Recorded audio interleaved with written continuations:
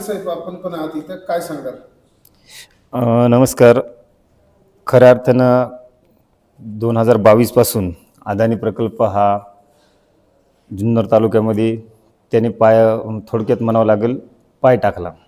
तेव्हापासून 2022 पासून हा आमचा संघर्ष चालू आहे. गेली 2024 साली आम्ही या प्रकल्पाच्या विरोधात माननीय महोदय कलेक्टर साहेबांना आम्ही पत्रव्यवहार केला होता. तेव्हा देखील पत्रव्यवहार करून त्यानंतर त्याला स्थगिती आली. त्यानंतर परत आता 2026 साली पुन्हा या प्रकल्पाचा उदय झाला म्हणावं लागेल आणि त्याला परत कुठंतरी चालना मिळाली. तर मग हे लागलेलं आमच्या आजनोळे गावाला ग्रहण आहे अदानीचं. तर त्याच्यासाठी आमचा संघर्ष तेव्हा 2022 पासून चालू आहे आणि आजही इथून पुढे आम्ही चालू ठेवणार आहेत. काल आम्ही एक त्या संदर्भात जे अदानी प्रोजेक्टच्या संबंधात महाराष्ट्र प्रदूषण मंडळाने महाराष्ट्र राज्य प्रदूषण मंडळाने जे पत्रक काढले, जवळजवळ जुन्नर तालुक्यातील 17 ग्रामपंचायतीला ती नोटीस बजावलेली आहे. तर त्याची सुनावणी 21 ऑगस्ट 2026 रोजी आजनावळ शासकीय आश्रमशाळा आजनावळ या ठिकाणी होणार आहे. मग त्या त्याच्या अनुषंगाने आम्ही काल 4 ऑगस्ट 2026 रोजी एक पेसा कायद्याच्या अंतर्गत जे पेसाने आम्हाला अधिकार दिलेत, जी विशेष ग्रामसभा घ्यायचा अधिकार असतो, ती विशेष ग्रामसभा आम्ही काल लावली होती. आणि मग त्या ग्रामसभेमध्ये अशा पद्धतीने फक्त एकच मुद्दा होता, अदानी प्रकल्पाच्या संदर्भातले मुद्दे होते.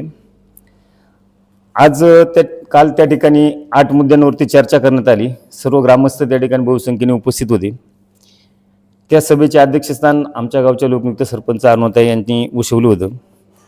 त्यानंतर 8 नंबरचा जो ठराव करण्यात आला त्यामध्ये एक संघर्ष समिती स्थापन करण्यात आली. त्या समितीचं नाव अदानी हटाव सह्याद्री बचाव अशी समिती एक गठीत करण्यात आली. मग आम्ही सर्व ग्रामस्थांनी ठरवलं की हा एकट्या गावचा लढा नसून तर पूर्ण सह्याद्री पट्ट्याचा लढा आहे. मग सह्याद्रीमध्ये पूर्ण अख्खे सह्याद्री पर्वतरांगेत येणारा सर्व आदिवासी समाज असेल, विविध जाती धर्माचे लोक या सह्याद्रीच्या पट्ट्यामध्ये राहतात.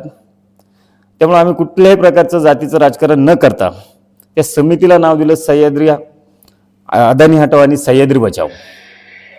मग त्याच्यामध्ये ही समिती स्थापन करत असताना देवराम लांडे साहेब यांची आम्ही सर्व ग्रामस्थांनी नियुक्ती केली.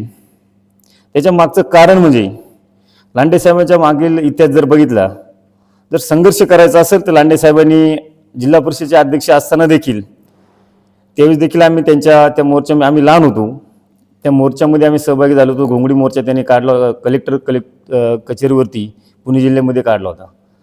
तर अख्ख्या महाराष्ट्रात नव्हे तर देशामध्ये त्या मोर्चाची नोंद झाली होती. आणि मग त्याच्यावरती आम्ही सर्व आमच्या सरपंच मॅडम डबल ग्रॅज्युएट आहेत, मी स्वतः ग्रॅज्युएशन आहे, आमचे उपसरपंच पण शिकले, म्हणजे आमची ग्रामपंचायत बॉडीमध्ये जवळजवळ सगळे शिकलेली बोरं आहेत. आणि मग आम्ही असं ठरवलं तर इथं संघर्षाची वेळ आहे, मग संघर्ष कोण करेल?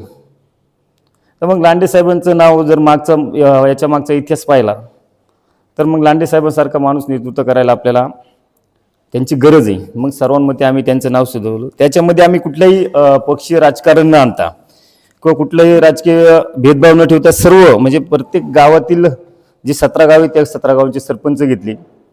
त्या गावांमधील काही विशेष कार्यकर्ते असतील जे संघर्षामध्ये नेहमी सातत्याने लढा देतात, त्या सर्व कार्यकर्त्यांचे याच्यामध्ये आम्ही नावं घेतलेत.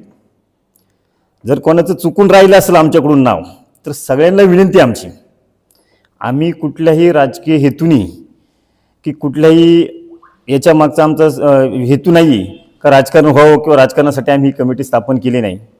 सगळ्यांना विनंती, सगळ्यांनी या संघर्षाच्या लढ्यामध्ये सहभागी झालं पाहिजे. हा संघर्षाचा लढा एकट्या आजनावळ्याचा नसून संपूर्ण जुन्नर तालुक्यातील सर्व छोट्या मोठ्या संघटना असतील, सर्व कार्यकर्त्यांना आमची विनंती की सर्वांनी या संघर्षाच्या आमच्या लढ्यामध्ये सहभागी व्हावं. आणि आलेला हा अदानीचा प्रोजेक्ट आहे त्याचा लवकरात लवकर त्याच्यावरती स्टे यावं आणि त्याची लवकरात लवकर थांबवण्यात यावं, अशा पद्धतीचा आम्ही हा लढवणार आहोत. त्यासाठी ही काल आम्ही समिती स्थापन केली आणि त्याच्याच अनुषंगाने आज आम्ही सगळेजण या ठिकाणी आलो आहोत. आणि जे नियुक्तीपत्र केले, जे आपण ठराव घेतल्यानंतर त्यांना नियुक्तीपत्र दिल्यानंतर या समितीला सर्व अधिकार आम्ही या ठिकाणी दिलेले आहेत की इथून पुढे येणारा सर्व लढाईच्या बाबी, मग कायदेशीर बाब असेल, कुठं आंदोलनं करायचे असेल, कोणाला आंदोलन घ्यायचं असेल, कोणाला उपोषणाला बसायचं असेल, तर ते सर्व अधिकार आम्ही त्या समितीला दिलेले आहेत.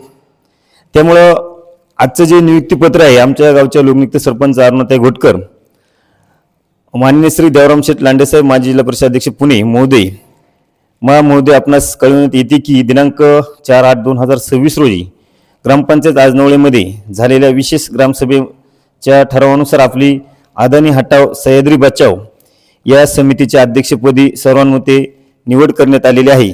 सदर नियुक्तीपत्र आपल्याला माहितीसाठी देण्यात येत आहे. तर साहेबांना आमची विनंती आहे की साहेब आपण येऊन आमच्या सरपंचांच्या हस्ते सर्व या ठिकाणी सर्व आजनवळचे ग्रामस्थ आहेत, सर्व जबाबदार व्यक्ती आहेत, या सर्वांच्या हस्ते आपण हे सरपंचांच्या हस्ते नियुक्तीपत्र आपण घ्यावं. आणि हा संघर्षाचा लढा आम्हाला तुमच्याकडून अपेक्षा आहेत की तुम्ही हा संघर्षाचा लढा आमच्यासाठी लढाल, आमची आडोशी वस्ती वाचवाल, ही आमच्याकडून अपेक्षा आहे. एवढंच बोलून थांबतो.